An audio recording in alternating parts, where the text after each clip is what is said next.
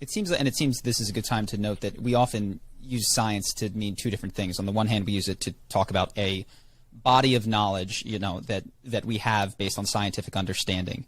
But science is also a method for coming to truth. And I don't actually know the answer from your perspective.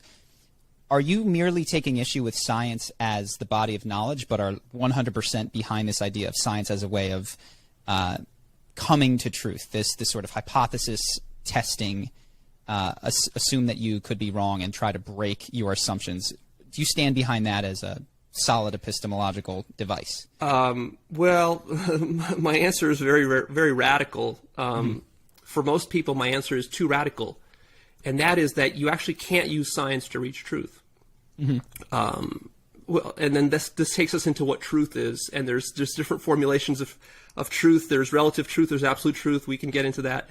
But there's the problem with the entire base of science as a knowledge base. There's huge problems there. I mean, there's probably, just even recently I've heard articles written that like something close to 50% of the scientific research studies and papers that were published like in the last 10, 20 years, later when they go to re-verify those studies, like 50% of them aren't verifiable. This is particularly in the social sciences. So a lot of and I think you're very familiar with this. There's not just meta science problems, but there's very human problems of the publish or perish and the advantages that one gets to breaking new ground as opposed to disproving someone else's thing. Yes.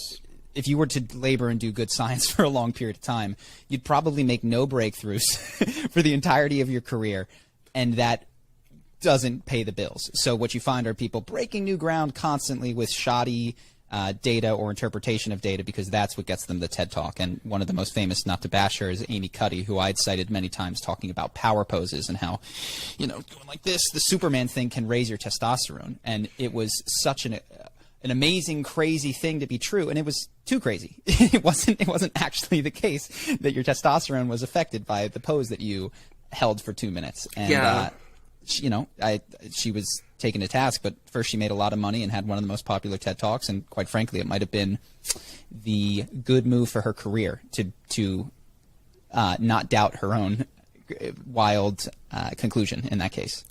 Yeah, I've heard of that case loosely in the past, and there's many of those cases, and it's, of course, we all know that it's easier to bullshit in the soft social sciences than it is in the hard sciences. And oftentimes when I level certain critiques of science, scientifically minded people, they tend to be actually rather dogmatic in their positions about science, because science plays a crucial role in actually framing your sense of reality. It's not just the scientific method. It's not just how we, study certain things. Science informs where you think you came from, like what you think life is, what you're doing here. Science gives you a sort of a picture of like evolution. You evolved over billions of years, and you're just stardust. Where'd you come from? You're just stardust in the end.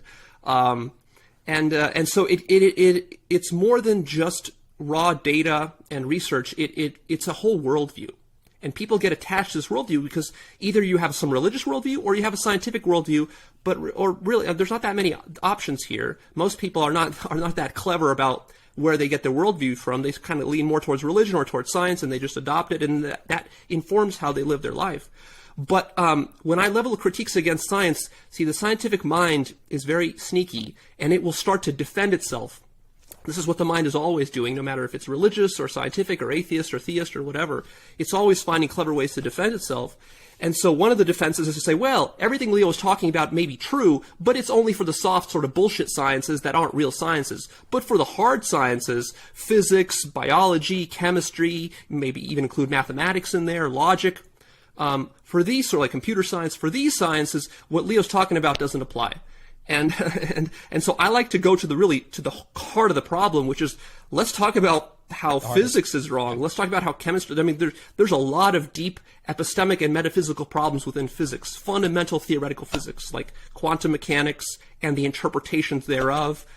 And so this applies across the board. And also going back to your earlier question, it's not just the knowledge base that I have a problem with. It's the methods itself. the methodology is not questioned deeply enough. And really, most of the epistemic blunders come from the lack of questioning of the assumptions behind the methodology of science itself. Let's go there. Let's take the hardest case, right? Let's take the underpinning. Let's We're go with getting physics. serious here. Let's go This with is- it. Yeah, let's this is take a hard one. serious stuff. I think my audience is been taken mostly on board with, like, people have their own agendas and they lie to you and you can't trust this and you can't. There's a lot of low-hanging fruit in terms of skepticism. But let's go for one of the harder ones, it sounds like, which is the underpinning metaphysics, I suppose, of this. So this is one that I actually don't know the direction that you're going to take it. What are the paradigmatic assumptions of the scientific method that are flawed? Oh, boy. Where to begin? I'm actually writing a whole book about this. Part of my life's work is to help to popularize some of these ideas, which I've spent literally decades contemplating and researching on my own. And I'm actually shocked at how bad most professional scientists and academics are on these topics. Generally, what I see is that most scientists actually, they're not in the business of questioning science or thinking deeply about science. They're in the business of doing science, which is a very different thing. It's sort of like the difference between knowing how to drive your car and being a good mechanic or engineer of cars. These are very different things. Like, your grandma can probably drive her car, but she doesn't know anything about how to fix it if it breaks. Same with me. So Same with me. I get my oil changes. I don't do my own oil changes. I wouldn't know how. It's just easier. And so most people, the general population sort of assumes that, well, surely a scientist with a PhD who works at MIT and Caltech or Harvard, surely this physicist or whatever, he has a real good understanding of science. It's like, no, he has a real good understanding of how to do a very narrow set of experiments within a certain paradigm, within a certain subfield of his little narrow specialty within a larger bureaucracy of academia, and he's able to write research papers really well, if he's a good scientist, if he's successful, and he's able to convince his colleagues, he's able to, discuss issues with them, but it's very narrow technical work. And just because you're good at doing that, and just because you get a Nobel Prize for doing that, does not mean you actually understand or have thought deeply about the nature of science.